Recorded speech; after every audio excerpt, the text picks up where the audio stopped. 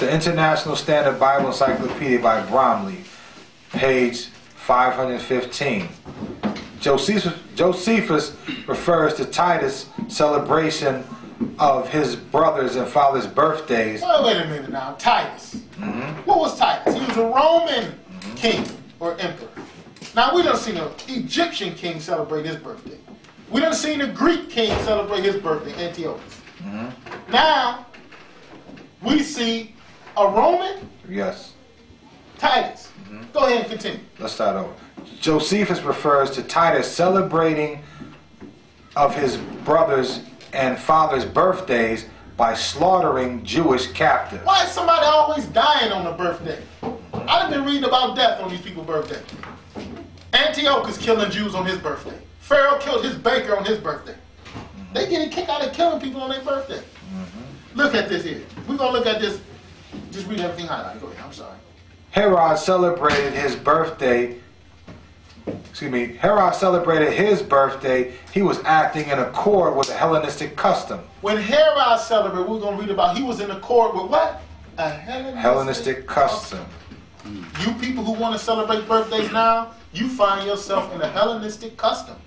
You got your birthday cake and the candles, you find yourself in a Hellenistic custom.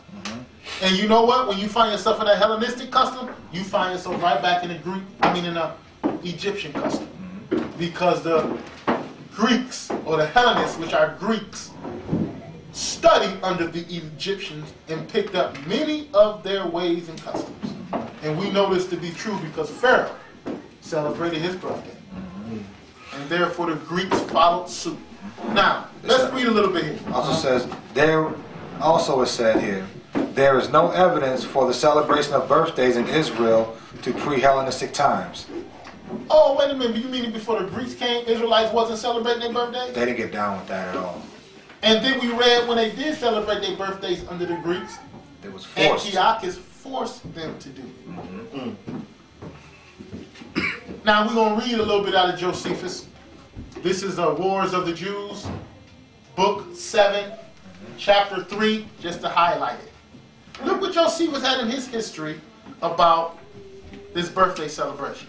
While Titus was at Caesarea, he solemnized the birthday of his brother Domitian after a splendid manner and inflicted a great deal of punishment intended for the Jews in honor of him. Wait a minute.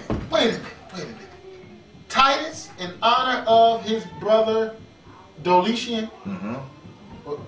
Domitian.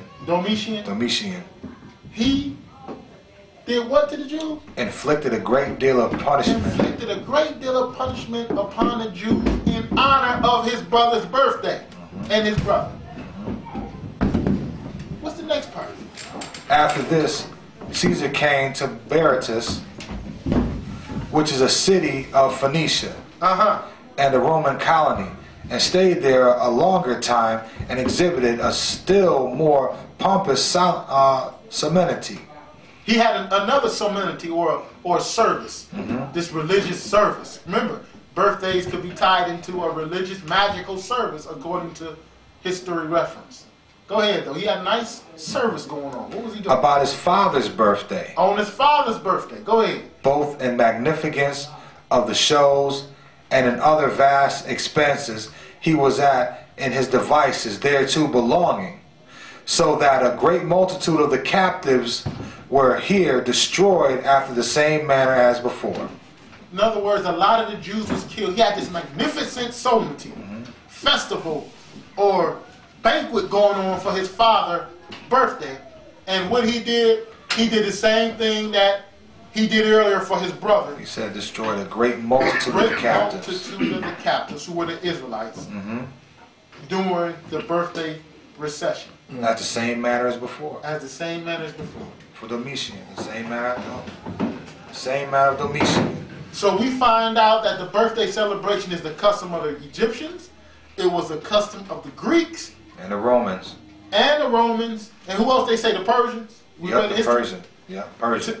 Now, that's the nations. The heathen. The Gentiles. The Gentiles. And the scripture said, according to Paul, you can't partake in the Lord's table and also partake in the table of Gentiles who worship devils. That's right. Oh, another one here.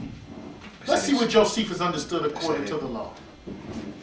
Josephus says something here on page 632. That gotta be something sick to just at your celebration, murdering and just slaughtering a multitude of people. For your celebration.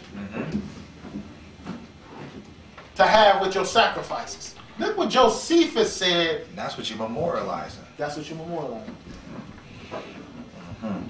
Just the brackets. This is under, what is that, Flavius Josephus against Apion. Yep. And this should be book 2, page what? 632. And that verse or chapter? Chapter 26. Verse or chapter 26. Just the bracket. Nay, indeed, the law does not permit us to make festivals at the births of our children. What did Josephus say, brother? Nay, indeed, the law does not permit us to make festivals at the births of our children. The law does not permit us to make festivals at the birth of our children. He understood what he read in this scripture. And he also understood what Titus did. Go ahead. And thereby afford occasion of drinking to excess. In other words, he's saying we didn't partake in no type of celebration that caused all of this partying that caused of our children to go into revelry. But it ordains that the very beginning of our education should be immediately directed to sobriety. Sobriety. First thing in being sober is to abstain from idolatry. That's good. Josephus said ain't nowhere in the law where the Israelites ever observed their birthday. That's why you hear people say you want to sit up here and you want to jump on the Sunday Christian. You get some of these guys, they want to jump on the Sunday Christian, talk about my pastor said this, my pastor said that. Well, who told you that's birthdays? It's okay to celebrate birthdays? Your pastor. Your pastor. Your pastor. Your elder. Your moray. Whatever you want to call it. Whatever you want to slice it. So now you're being met back with the same measure. Oh, such and such said it's okay to celebrate birthdays. That's an abomination. That's an abomination. And let's go look at it a little further. Let's go to Matthew 9 to chapter 14. Matthew chapter 14.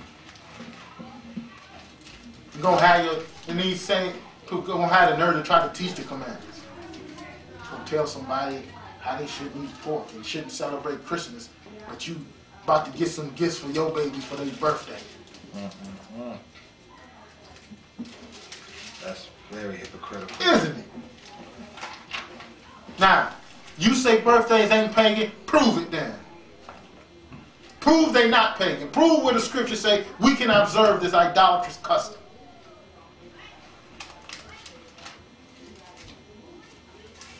Don't sit up here like the burden of proof is to say where we can't keep it. Where we can't keep it is when the Most High told us to abandon the customs of the nations. That's when he said we couldn't keep it, what? Exactly, that's it.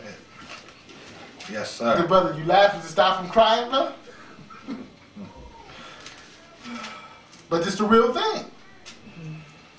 I'll sit up here and pick this custom up. Let's go into Matthew chapter 24 and 6.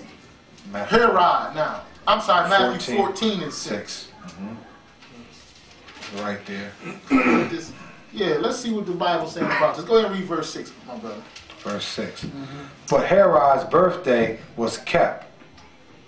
But when Herod's birthday was kept. Another celebration in the Bible, a king or a governor or whatever ruler observing his birthday. The daughter of Herodes danced before him and pleased Herod. Let's see if somebody's going to die on his birthday too, because we've been reading people dying on their birthday. Especially Israelites.